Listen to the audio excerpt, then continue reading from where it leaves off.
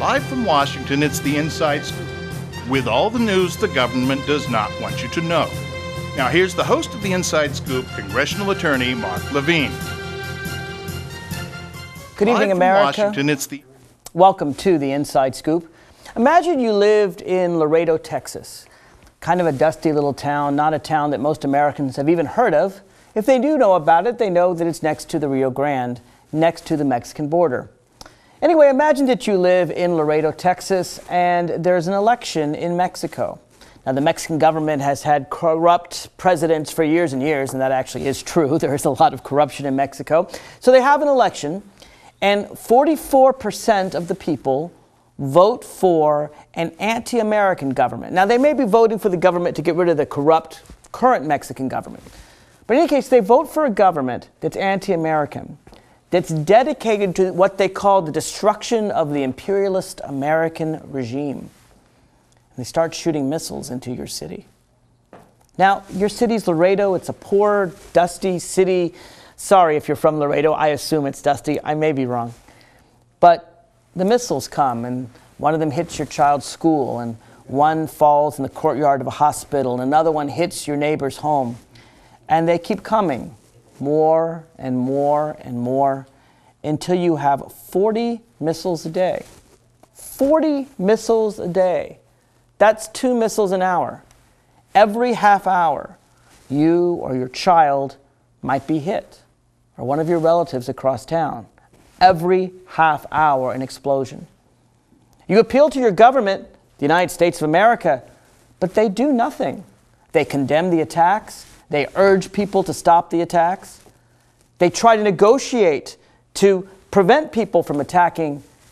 Nothing seems to work. And to be clear, obviously I'm not really talking about America. I certainly believe that whether any of the 3 senators running for president wins, Senator McCain, Senator Obama, or Senator Clinton, all 3 of them would not just sit there and allow an American city to be bombed by missiles. Our troops wouldn't allow that. Our government wouldn't. So let's say you're living not in Laredo, Texas, but in Washington, D.C., or in Fairfax, Virginia, or in New York City. And you don't really know anybody in Laredo, but they do keep getting hit. And then suddenly, things change. Suddenly, they go from Laredo to San Diego, California, a major American city sitting near the Mexican border, and they start shooting more accurate missiles there. And they start killing more people. A 10-year-old boy is killed, a baby girl. What do you do then? What do you do if the entire world tells you to do nothing? What do you do if the entire world says, let your citizens die? It's better to let your citizens die rather than attack. What do? It's a tough situation. Obviously, this is a situation that has been confronting the Israeli government over many, many years, ever since Hamas took over in Gaza. Finally, Israel, this weekend, exercised its right of self-defense. Now, every nation under international law has a right of self-defense. If you look, we can see right here the United Nations Charter. Here we have it, Article 51. This is what the last article in the Charter, and it says, nothing in the present Charter shall impair the inherent right of individual or collective self-defense if an armed attack occurs against a member of the United Nations. In Israel's case, of course, there was an armed attack. They continued to occur, and, well, Israel finally took self-defense. And in doing so, they tried very hard to kill the terrorists. They didn't kill them all. According to the Israeli army, they killed about 100 people in Gaza. 90 of them were terrorists. 90 of them were setting up missiles, trying to shoot Israeli citizens. 10 of them were civilians. So I have another thought experiment for you. Imagine that you're a civilian and you're in a refugee camp. And you're in a small refugee camp. You were put there. Maybe you were born when Egypt rounded you up and put you in the refugee camps. A lot of people don't realize that all the refugee camps in Gaza were built by the Egyptian government between 1948 and 1967. So the Egyptian government puts you in a refugee camp, refuses to allow you to become a citizen of Egypt, and you live there in squalor. And then Between 49 and 67, the Egyptians attack Israel. Israel responds and conquers the land. And now you're under Israeli occupation for another 30 years, 40 years. And conditions are tough. They're not good in Gaza. They're not good at all. Yeah, Israel builds some hospitals and some universities that you never had, but you want to rule yourself. You want to have your own people rule over you. And the people that are ruling over you, the Palestinian Authority, they're corrupt. They take a lot of money. They put it in Swiss bank accounts. They really don't care much about you. So there's an election, and you vote for change, maybe. You vote for Hamas. Yeah, you know Hamas is dedicated to the destruction of Israel, your neighboring state, and you know that Israel would probably respond, but you think Hamas, maybe they don't really mean it. Maybe they won't really attack. Maybe they'll just be something different than the corrupt Palestinian Authority. And so Hamas takes over, and they use your own home as a missile launching site. And you tell them to go away. You know what's going to happen. They're going to launch missiles from your front yard. Israel's going to respond, and your kids are going to get hurt. What do you do? What do you do? It's hard to fight Hamas alone. You can't march in the streets. You can't have a protest. Hamas is a dictatorship now. After winning the election, they closed off dissent. They closed all alternative parties. They monitor the press. They are a totalitarian dictatorship. What do you do? One Palestinian woman chased Hamas out of her yard repeatedly again and again, but they liked it because it had trees to go undercover to launch their missiles into Israeli cities. Finally, Israel responded, and unfortunately the woman was out there, and she died. Her son did, I guess, what is the right thing under these circumstances. He chopped down his own orchard. It was the only way to prevent Hamas from setting up a missile shop in his backyard. There are no easy answers in Israel. If you are an Israeli citizen, if you're the Israeli government, you can't have your citizens being bombarded by missiles day in and day out. No country would stand for it. No country has stood for it. If you're a Palestinian, if you're Hamas, it's easy, stop sending the missiles. But if you're an ordinary Palestinian citizen, you have no easy answers either, except, I guess, join together and have a revolution. The irony is that if Israel were to reoccupy Gaza, which they started to do last weekend, and we'll talk about that, Palestinians would be better off. It's counterintuitive. You would think Israel leaving occupation would be a good thing for Palestinians, but it's not.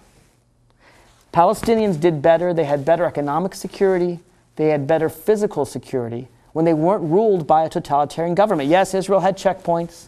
People had to be checked, just like when you go on an airplane and they check you, and that's not good. But that's because the terrorists keep functioning there. What are the solutions in the Middle East? What would you do if you were the Israeli government? What would you do if you were a Palestinian citizen? What would you do if you were an Israeli citizen? A country has a right to self-defense, absolutely. But what do you do when terrorists have taken over your very country and are using it to kill other innocent people? Whose side are you on? Let me just say that throughout this hour, I want to encourage folks to call in. You may agree or disagree with my analogies. You may agree or disagree with how I present things. That's okay. Call in. Let me know what you think. The number's on your screen, 571-749-1166, or toll free if you're listening on the web, 888-488-MARK. This hour, I want to go through the history of the region, what's going on, and what possible solutions can there be to ongoing violence. And I want to emphasize the difficulty, I guess, of everyone concerned, and also make clear who the real enemy is. The real enemy is anyone, any country on earth that intentionally attacks innocent civilians. That is wrong, and it should be called wrong. And I must say I am surprised. No, I'm not. I wish I were surprised. It's sad, let's just say, how little of the world ever condemned these attacks when they happened. Every single day, 40 missiles a day raining on Israel, and a few people say this is bad, Senator Obama, to his credit, does send a letter to our United Nations ambassador telling him the Security Council should not take any action against Israel until it condemns and stops Hamas from shooting those missiles in. He understands the right of self-defense. I don't think McCain and Clinton are any different. But what does the world do? What does Europe do?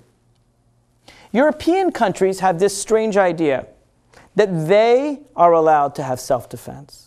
That the United States of America is allowed to have self-defense. After all, after September 11th, there were signs in the French press, we were all Americans now. Everyone seemed to understand that when terrorists came to our nation and murdered 3,000 innocent people, that we had a right to self-defense. Virtually no one in the world criticized us going in and occupying Afghanistan in self-defense. Now, to be clear, the war in Iraq was very different from that, right? I mean, the war in Iraq, Iraqis didn't attack us. That's a very different thing. But the right of self-defense is very well understood in international law. And it seems to apply to every nation on earth, according to the United Nations Charter, except Israel. There are those that argue, yes, actually argue, that Israel, unique among nations, has no right to self-defense, that it must allow its citizens to die and can't do anything about it. And I would ask those of you that have said in recent times, have complained about what Israel did this weekend, where they went in and yes, they killed 90 terrorists, and yes, they killed 10 civilians. And I don't think anyone would argue, no one in their rational mind could argue that Israel didn't try very, very carefully to avoid killing civilians. I would hope, frankly, that we in Iraq could do that kind of good, 90%, right? That we wouldn't kill as many civilians at a lesser rate. Unfortunately, it appears that hundreds of thousands of Iraqi civilians have been killed, not necessarily all by us, most by the civil war that's going on there. But war is hell. And in wartime, civilians are killed.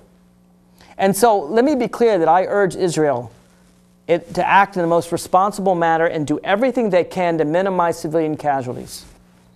But at the same time, I think those that would say that Israel has no right to respond not only don't understand international law, they may not even realize what they're saying. What they're saying, some of them, is that every country on earth can defend itself except for Israel. And I've had people call into the show, and I hope some of you will call into this show, even if you disagree with me, or if you agree with me. But I've heard people call in and say, you know, it's terrible, Israel's occupying Gaza. Israel is trying not to occupy Gaza. Israel, of course, didn't occupy Gaza from 1949 to 1967, when it was under Egyptian control, and when constant terrorist attacks were coming from Gaza. Israel left Gaza in 2005, unilaterally. They couldn't get a peace deal. So they left. And Palestinians came in, they burned down the synagogues, and they took over the Jewish settlements there. And okay, maybe you don't like the settlements, they're gone, they left. And this was their chance. This was the chance of the Palestinian Arabs to create their own state, to live in peace. And instead the missiles kept coming. There was even a truce between Hamas and Israel. Israel obeyed the truce. Hamas did not. What are the answers? Israel's in a tough bind. The Palestinian Arabs are in a tough bind. What do you think the answer should be? Toll-free number, 888-488-MARK. We'll be right back after this.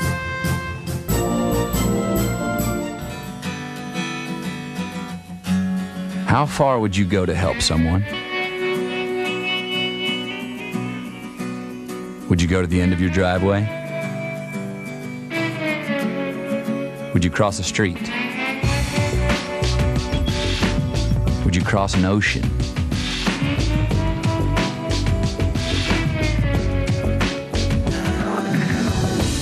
To a place 6,000 miles from home?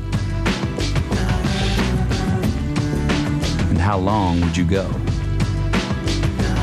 Would you go for a week? A month? A year? Would you go for 2 years?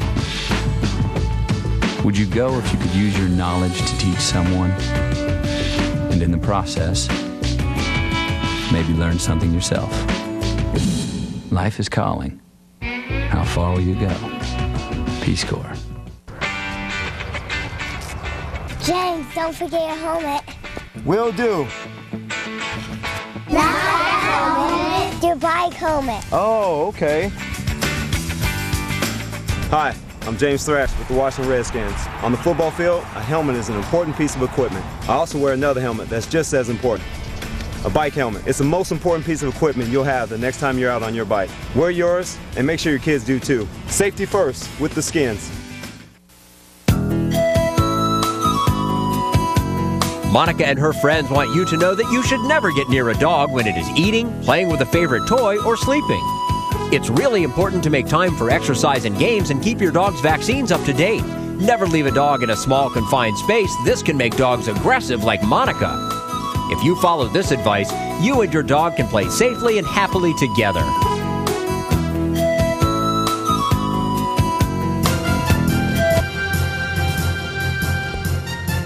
We're back to the Inside Scoop. Call in live and let your voice be heard. Here again, your host, Mark Levine. Welcome back to the Inside Scoop. I do want to encourage folks to call in, whether they agree or disagree with me. The number's on your screen, 571-749-1166. Some of you like to write into the show. Maybe you don't want to call. You'd rather express your thoughts in writing. That's okay, too. Just go to radioinsidescoop.com, post your comment right there on the blog, and I can read your comments right here on the air. During the break, it was pointed out, what are the roles of Arab leaders in this regard? And it's a very interesting thing. One may ask, for example, why Hamas is doing what it's doing. After all it's achieving for Palestinians is misery. They've gone from a bad situation to a far, far worse situation. Well, Hamas's goal is clear. Hamas wants power. Hamas wants to take over the West Bank. Hamas wants its own people to suffer, because the more they suffer, the more Hamas believes they will turn to radical terrorists like Hamas. And then they'll be able to get rid of the relatively moderate Palestinian Authority that's controlling the West Bank. So their goal is to make the situation worse. And yet, there's a secret weapon that the Palestinians have, one they've never tried, one that belongs to them as clear as I think is possible. It's a weapon that would destroy any idea of Israeli control in the territories. It's an idea that would immediately lead, very shortly, to a full, peaceful Palestinian state. What's their secret weapon? Is it one of those missiles or one of those new missiles from Iran? No, their secret weapon is nonviolence. If the Palestinians just once would read the words of Martin Luther King or of Mahatma Gandhi, and would just once try to march without throwing rocks, without shooting at soldiers, simply march in the streets and decry violence of all kinds. Decry Israeli violence, decry Hamas violence. Ask Hamas, get your missiles out of our gardens. I think they would see immediately a great response by the Israeli people. And Israel, of course, is a democracy. Hamas was elected but no longer allows democratic principles in Gaza. And Israel would love to give up, most 2/3 or so of Israelis support a two-state solution. All Israel wants is the idea that their children can go to sleep at night without being attacked by missiles. So why don't they try it? Why don't they try nonviolence? I mean, it's worked in so many other categories. What is it about the Palestinian leaders, at least, that won't let them try nonviolence? Part of it, I think, is the fact that, well, there's so many dictatorships in the region. There are Muslim democracies, don't get me wrong. Turkey is a very strong secular Muslim democracy. Indonesia is coming along being a very good democracy. But in the Arab world, it's all dictatorships. In Egypt, in Syria, in Saudi Arabia, it's all dictatorships. They all persecute their own people. And the leaders understand, as every dictator understands, that one of the best ways to stay in power is to change the focus from what's going on in your country to what's going on somewhere else. See, one of the things that they do in Saudi Arabia and in Egypt is if they focus attention on Israel, then nobody focuses on how bad those governments are. Egypt, for example, is terrible about human rights. Egypt mistreats its own people. Egypt is a terrible dictatorship, one, admittedly, that we support. But if they can just turn people's attention to an enemy, to Israel, then they won't focus on their own government. And I think that's one of the main reasons why the Arab leaders want to have this kind of attack. Let's see. We've got Vanessa from Reston. Vanessa, welcome to the Inside Scoop. Hi. Thank you very much for taking my call. Yes. And I just want to say that I support what you're saying. Thank you. I don't know much, but I know that something is wrong when Israel is really trying to make peace, and when Israel is only trying to protect their families, their children, their land. And I just think that it's just kind of crazy, and I don't understand why the Palestinians are still fighting. I really, really don't. Well, Vanessa, let me ask you this: why do you think that Israel, sort of unique among the world's countries, is told by, say, Europeans, don't fight back, take the missiles, but don't fight back? Because they are afraid, and they want to appease people who are throwing a tantrum and people who are not being fair and people who are not being reasonable. And maybe something is not working right in their heads. Well, let me ask you this on the other side. What do you think the Palestinians should do? Let's say you have a Palestinian that really wants peace, but they're ruled by Hamas. And Hamas is, like I say, sticking missiles in their yard, and they won't go away. What do you think a Palestinian should do who wants peace? Because it's difficult for everybody concerned, but they have, their government is putting missiles in their yard. I know it's tough. It's tough. I feel bad for them too, and I know it's not everybody. But you have to be brave, and sometimes you have to sacrifice and give your life for what is right. You have to stand up sometimes, and I mean, they can't kill everybody. Right. Well, I appreciate your call, Vanessa. I think I would hope that the world would support reinstalling the more moderate Palestinian Authority in Gaza. The Palestinian Authority controls the West Bank. They're certainly no fans of Israel. They certainly want to have a state of their own, but they believe at least that shooting missiles doesn't solve anything, and that the best way to work things out is at the peace table. And I should say that I think Mahmoud Abbas, who runs the Palestinian Authority, is a man that I think can, I don't know how powerful he is. I'm worried about that, but I think he's trying. He, of course, withdrew from the peace talks because of pressure, but I think he's willing to come back. And the thing is that if Mahmoud Abbas can, and Israel may have to, reinvade to put him back in power, but I hope if he gets back in power, what that could do is that could take the people in Gaza who want peace, and together they can get rid of the bad elements in their midst. I'm just concerned that where Hamas is concerned, it's sort of a lose-lose situation. They are trying to rile up people. They're trying to make people mad. It's interesting. I was reading about the most recent truce in Israel. There have been several of them. In 2005, when Hamas first took over, there was a truce, and Hamas broke it within 2 hours. There was another truce in 2006. Israel came back, reoccupied Gaza, left again, and again they broke the truce. But you have to understand what Hamas wants. They don't want a truce. They don't want peace. They don't want a two-state solution. They want one state. They want to have no Jewish state in the region. They want to have only Arab states in the region. That's part of their program. And so it's not about trying to find a fair solution for two peoples. It's about destroying the state of Israel. Vanessa, do you have a last comment? Go ahead. I agree, and I see that it's very childish. It's not humane. It's not showing brotherly love. We all have conflict, but you can solve it in a better way besides killing people. You don't always have to kill someone to get what you want. You can compromise. You can strategize. You could come and talk. You don't have to kill women, children, and but you have to protect yourself. If someone is trying to hurt you, you have no choice.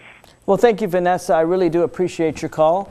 If someone else wants to call in with the same view or a different view, I do want to encourage you to do that. The number's on your screen, 571-749-1166. I want to explore some of the Western reaction to this, some of the reaction in Europe, some of the reaction in the United States.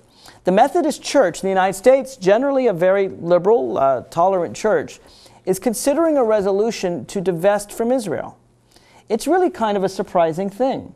I mean, here you have Darfur, you have genocide going on with the Sudanese government. You have in Burma and in Saudi Arabia and in Liberia, I mean, I can name country after country where terrible things are happening to minorities, to women. Darfur is the most serious. You have genocide going on there. And you don't see the Methodist Church trying to divest from those businesses. In fact, they actually invest in Halliburton, which is clearly not doing a very good job with protecting civilians in Iraq. So what is it about the Methodist Church? What is it about, say, the European powers that makes them uniquely focus on Israel? What is it about these groups? For example, European nations, nations that firmly believe in the right of self-defense for themselves, but don't believe in it for Israel. Now, some of it, no doubt, has to do with sympathy for the Palestinian people, for the Palestinian Arabs in Gaza, who 44% of them made a bad choice. 44% of them 3 years ago voted for Hamas. But that, because 44% of them did that, shouldn't mean that they have to suffer a death sentence for the rest of their lives. Israel has to respond, yes, but they should be able to have another election. I think that they're already recognizing that it's not a good choice. In fact, there was an interesting article in the Washington Post recently where a number of people in Gaza were talking, and they were looking over their shoulders, wanted to see if there was a Hamas minder, before they told the reporter that Hamas had really ruined Gaza. I think, unfortunately, what's going to happen is Israel's going to have to reoccupy Gaza. It's not the best solution. Israel has said it doesn't want to do that. But if, as I expect, Hamas keeps shooting missiles and keeps trying to kill Israeli citizens, the best solution, I think, for both Israeli citizens and even more so for Palestinian Arab citizens is for Israel to come back in and to get rid of the terrorist groups. If you want to call in, please do so. We'll be right back after this.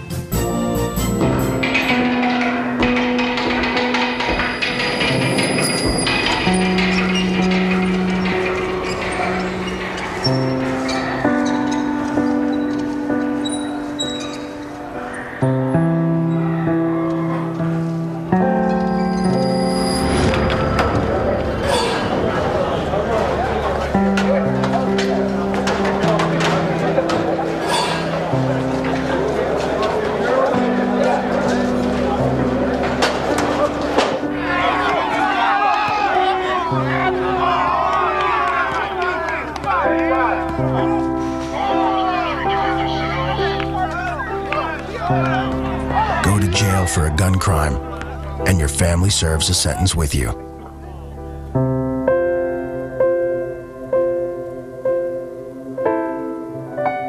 I'm Bob Costas, and I've been broadcasting sports for a long time. Much of what I do is ad-libbed, but still one of the most important aspects of my job is being able to write. Narrations, essays, commentaries. It's essential to express those thoughts and concepts clearly and concisely. Good writing is essential for almost any career. And with today's advanced technology, the National Commission on Writing reports that the need to write well has never been more important. Writing is everybody's business. Sure, my neighbors Jean and Louise, they may be superheroes with superpowers, but that doesn't make them so super at saving energy and money. Honey? I may not be able to harness the power of the elements, but I save significant cash and help the environment with appliances, electronics, and windows featuring the Energy Star label.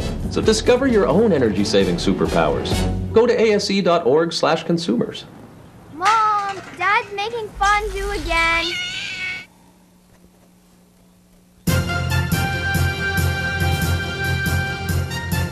We're back to the Inside Scoop.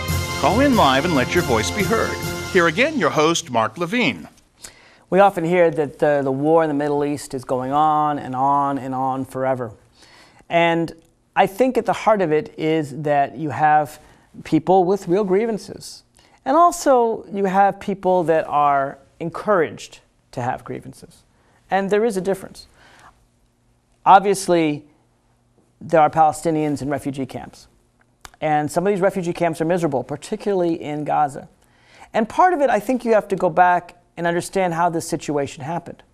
There are many, many times in world history where you have a land that's inhabited by two peoples, and it separates one to another.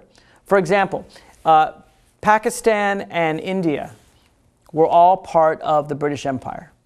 And in 1949, you had one large British India, and you had Hindus and Muslims, and they were living together. But the Hindus didn't want to be ruled by the Muslims, and the Muslims didn't want to be ruled by the Hindus. So when Britain left the area, there was fighting between them. And a line was drawn. And the Hindus were basically in the center part of India. That country became India. And the Muslims on the west became Pakistan, and on the east of India became Bangladesh, or East Pakistan. A lot of people don't know what happened at that point. At that point, tens of millions of people crossed the international boundaries.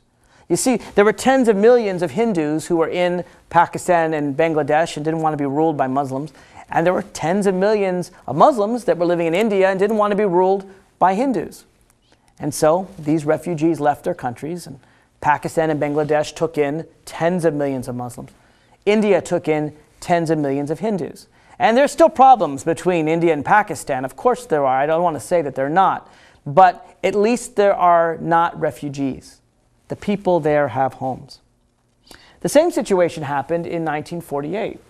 In 1948, as you may know, throughout the 40s, Jews were kicked out of Arab countries. In fact, there were 800,000 Jews that were kicked out of Arab countries, native to the Middle East. In fact, the Jewish community of Iraq dates back in the Bible. You can read about the Babylonian exile. It dates back that 2,500 years. The Jewish communities in Egypt and Syria were very old, and they were forced to leave those countries. And they came to Israel and they found a home, along with the Jews who were, let's face it, murdered in Europe, also found a home in the state of Israel.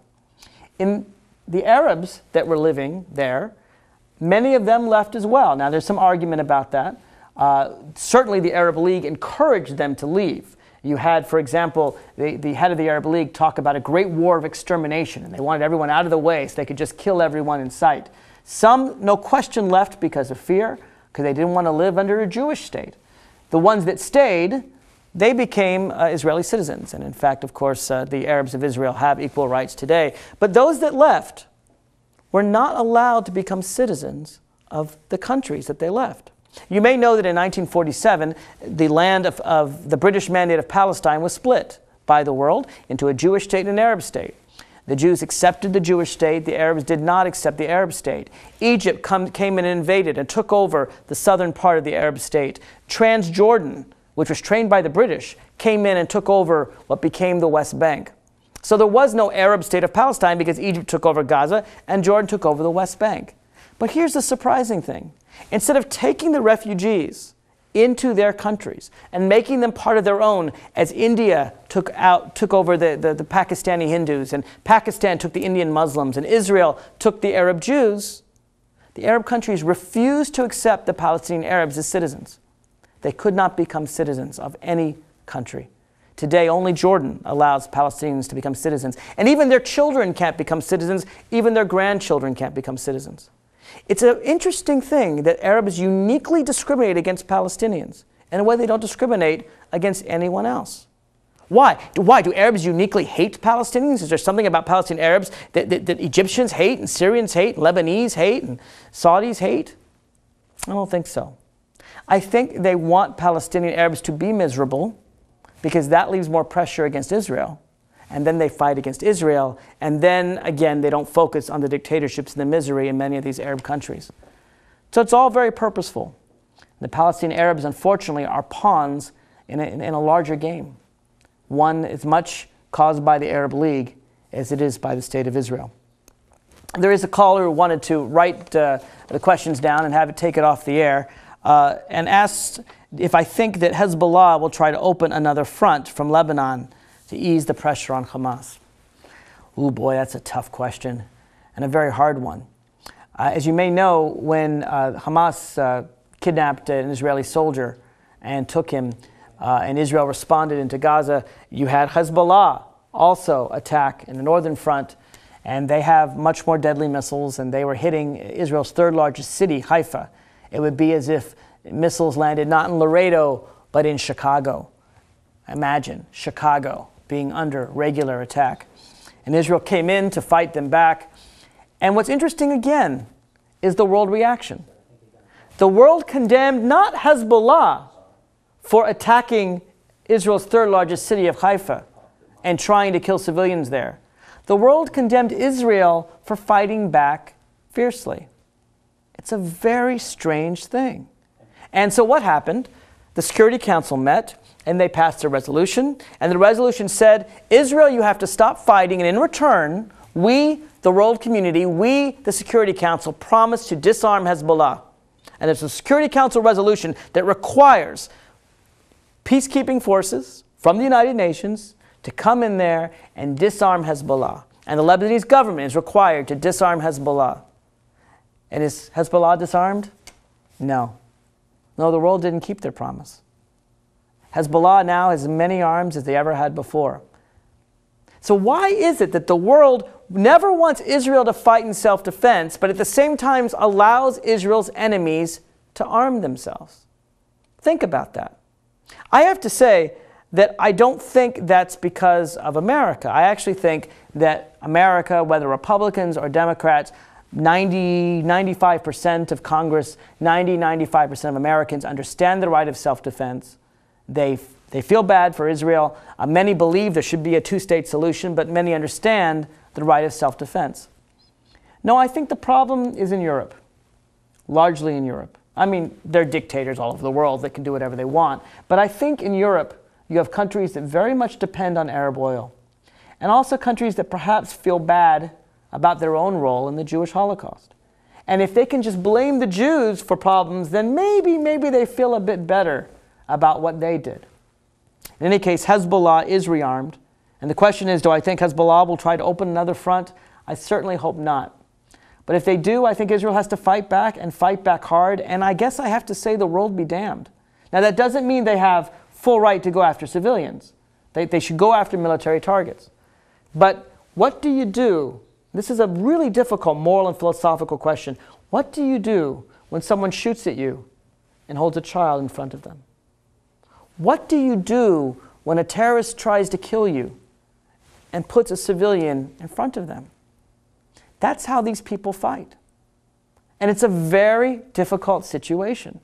It's kind of, I've argued, it's kind of like if a guy breaks into your home and starts killing your children, and wearing almost like a bulletproof vest is his own child, one on the front and one on the back.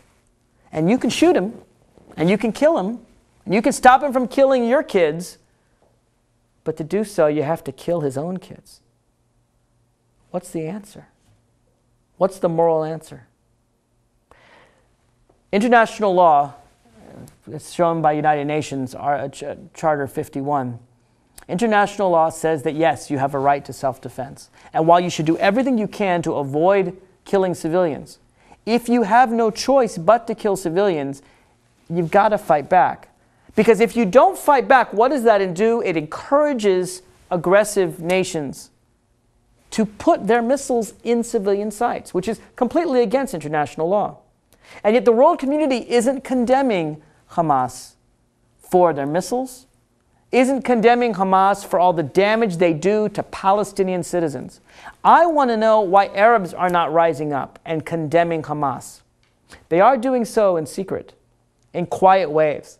I read in the newspaper that there are some groups that whisper among themselves, this isn't smart for Hamas to send missiles into Israel. That if you believe in the righteousness of the Palestinian Arab cause, the worst thing to do is to keep shooting these missiles. But you see, it becomes a macho thing. It becomes individuals who so want to win that they forget what they're fighting for. If they wanted a state, they could have one. Israel offered a state at Camp David with 95, 96, 97% of the entire West Bank, Gaza, and contiguous territory. Arafat, the Palestinian leadership, said no. So if they don't want a state, what do they want? I think what it is that when people are in pain, they lash out and they try to kill, and they don't even worry about what they want. So what can the world do? What can the world do to try to encourage people to do the right thing? I'm asked if the presence of American warships will ignite a war in the area. And that's a good question, too. Actually, American warships are off the coast of Lebanon. Lebanon is on the northern border of Israel. Lebanon is in its own throes right now of civil war, largely because of Hezbollah. The Iranian government funds Hezbollah, and they fund it because they want to control the region as well. One of the sad ironies of our war in Iraq is we actually helped our enemy, Iran, become more powerful by weakening one of Iran's natural enemies, Saddam Hussein. So Iran is trying to take over Lebanon, and it in Syria, which had troops in Lebanon for decades, is trying to take over. Many Lebanese are fighting back, and Lebanon doesn't even have a president. They have their own civil war. I actually think American warships in the region, as long as we don't shoot, are good things. It's a sign of force. It's a sign showing that we could shoot if we had to. One of the warships in the region, interestingly enough, is the USS Cole. You may remember this is the very ship that terrorists in Yemen bombed when we were in port in 2000. And I think it's good for America to show its presence. But I also think we have to be careful what we're fighting for. Fighting for the right of self-defense, not fighting for any particular faction one way or the other. One of the other questions I've been asked about here, and I want to thank the caller for raising so many good questions, is the possibility of driving Hamas to Egypt. I think it's a broader issue as to what happens with Egypt. Egypt is a very interesting country. What would happen if Israel could convince Egypt, or the world could convince Egypt, to take back Gaza? Now, this may seem inconsistent. I've just argued that Egypt shouldn't have taken Gaza in the first place. Egypt, of course, took Gaza when it was supposed to be a Palestinian Arab state back in 1949, and occupied it and put the Palestinians in refugee camps, and were kind of harsh for 18 years. But from the perspective of the Palestinian Arab who's living there, they don't have many good choices. What are their choices? Their choices are live under Hamas, where they can't get much fuel or food, just the basic humanitarian stuff that Israel lets through, where Israel fights back and shoots missiles into their yards because Hamas is putting missiles in their yards. That's not good. In fact, Gaza is worse off now than it's probably ever before been in its history. Another issue is living under Israeli occupation. Well, that's not pleasant. They don't want to be ruled by Jews. They want to rule themselves. The other possibility, yes, is living under Egyptian occupation. Arabs controlling Arabs. Now, yes, Egypt is a dictatorship, and a pretty nasty one at that. But then at least the people of Gaza would be no worse off than the people of Cairo or Alexandria or anywhere else in Egypt. They'd be living under an Arab government, and frankly, they'd be no worse off than any other Arab living under a dictatorship. Or maybe the answer is somehow bringing back democracy to Gaza. We'll explore that after this. One day, I forgot to throw away my trash after lunch, but then I saw it later when I was playing in the woods. The next week, I went boating with my grandpa, and there it was. I tried to go swimming, but I couldn't because of my trash. And when I went fishing, well, you can guess what I caught that day. So now I always throw away my trash in the garbage can, where it belongs. 1 in 8 Americans goes hungry. One idea helped change that. A community started a garden that blossomed into farmers markets. 1 in 6 children lives in poverty. One group of women found an answer by opening a daycare center that their neighbors could afford. Today, 36 million Americans live in poverty. But one by one, people are helping themselves and each other to change the picture of poverty to one of hope. For easy ways you can help, visit povertyusa.org. Every year, 250,000 Americans are diagnosed with Alzheimer's disease. My fellow scientists and I are working on treatments and a cure for this deadly disease. Millions of lives are at stake. Alzheimer's disease affects 1 in 3 families. We're committed to uncovering the mystery of Alzheimer's. And we're not going to quit until the job is done. To find out more about Alzheimer's disease, call 1-800-437-2423. Only through research will a cure be found. James, don't forget your helmet. Will do. Not a helmet. Your bike helmet. Oh, okay. Hi, I'm James Thrash with the Washington Redskins. On the football field, a helmet is an important piece of equipment. I also wear another helmet that's just as important. A bike helmet. It's the most important piece of equipment you'll have the next time you're out on your bike. Wear yours and make sure your kids do too. Safety first with the Skins.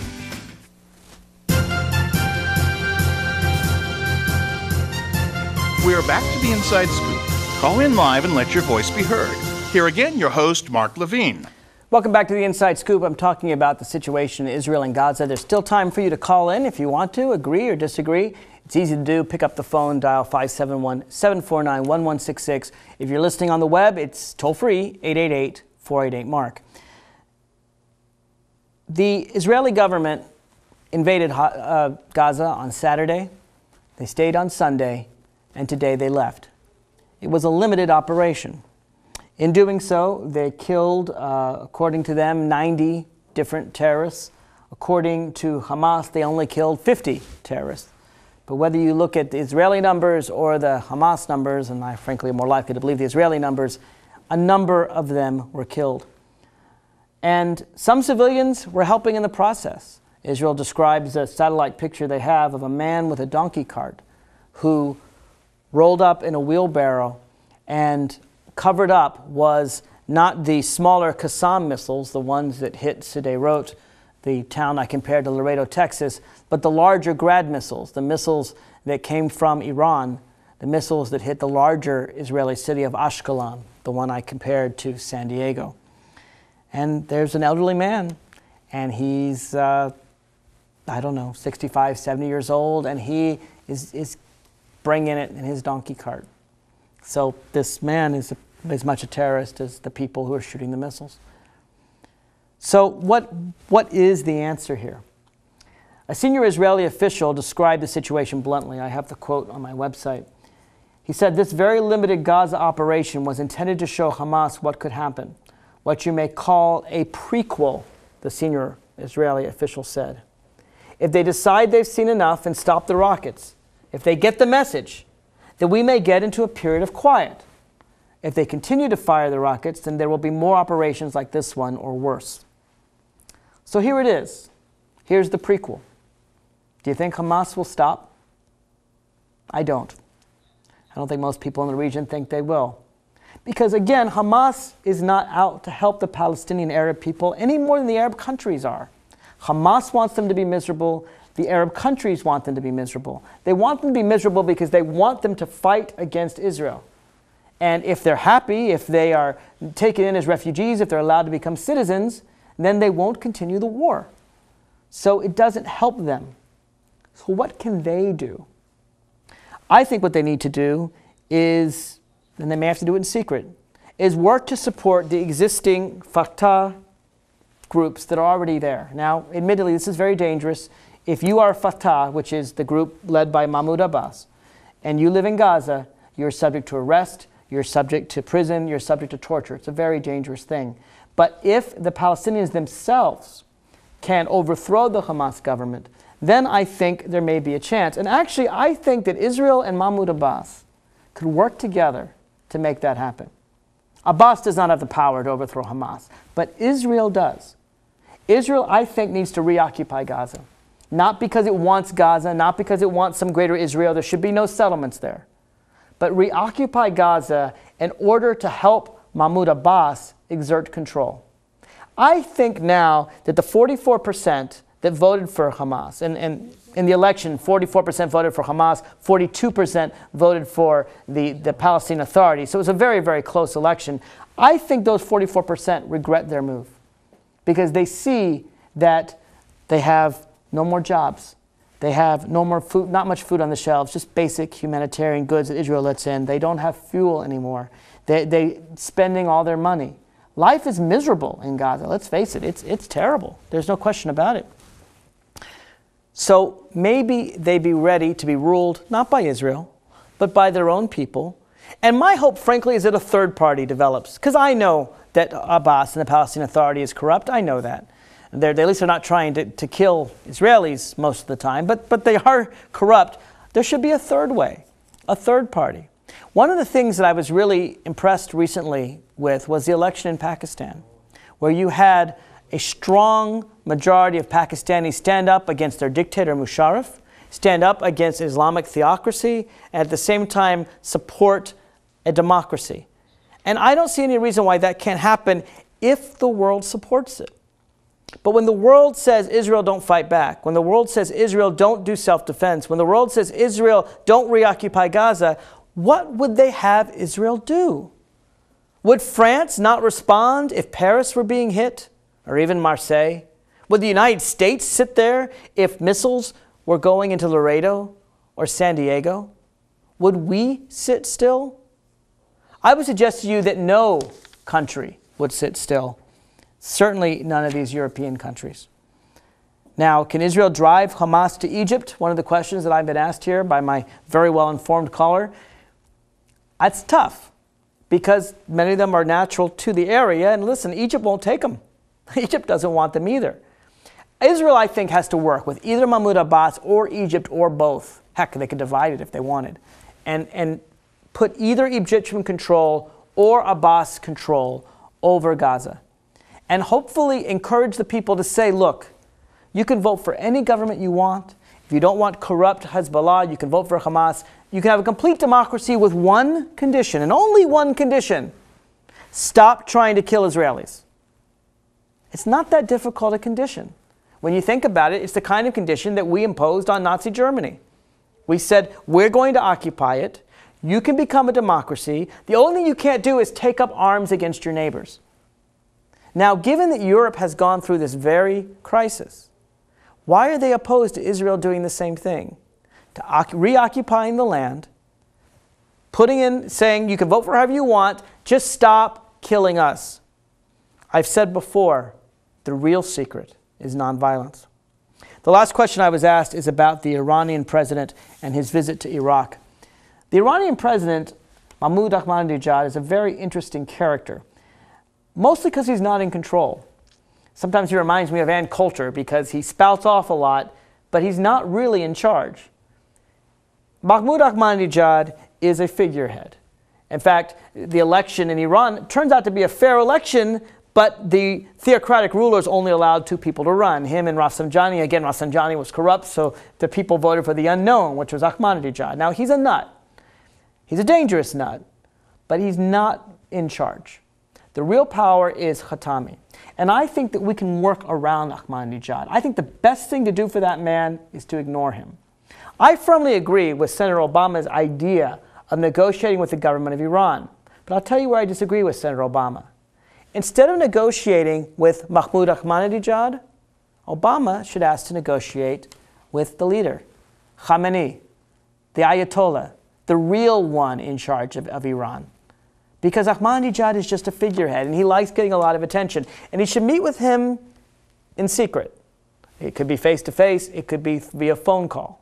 Doesn't matter. I agree with Obama that you should negotiate with our enemies. But instead of negotiating with the figurehead that they put out there, let's negotiate with the real people in power. And I think it's a fair way to take Obama's vision to negotiate with our enemies, but make sure it doesn't become a propaganda victory for someone like the Mahmoud Ahmadinejad, who has denied the Holocaust and argued that Israel should be wiped off the map and things like that.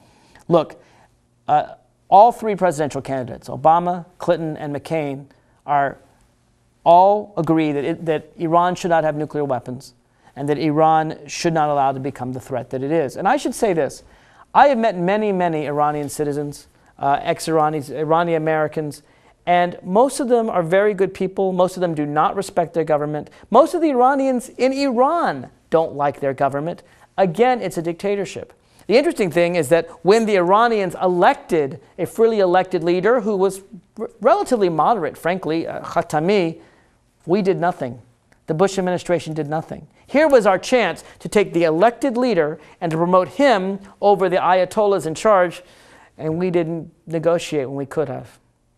We've really missed a chance. And now we have Iran and Iraq. Iraq controlled by a Shiite government, and Iran is trying to extend its hegemony over the entire region. And the scary, stupid thing is, if we hadn't gone into Iraq in the first place, Iraq and Iran were relatively balanced. We have only made Iran stronger.